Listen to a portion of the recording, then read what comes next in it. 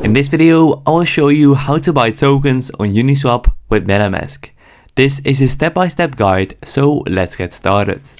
First, we need to set up a MetaMask wallet if you haven't already, and then you need to open MetaMask and make sure you are connected to the Ethereum network. You can go to Uniswap by typing uniswap.org in your browser, and then you need to tap on Launch App to enter the Uniswap exchange. Alright, then you need to connect your MetaMask wallet by clicking on Connect Wallet and then choosing MetaMask. Then you need to select the token you want to trade in the first box. So for example, Ethereum or XRP or Bitcoin, whatever you are trading. And then you need to choose the token you want to buy in the second box. And you need to paste the contract address if needed. So you can just copy and paste that. Make sure this is the right contract address. But yeah, you can just select the token you want to buy in the second box.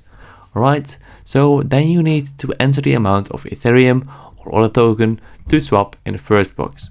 Then click swap and review the details. So amount, fees and slippage tolerance.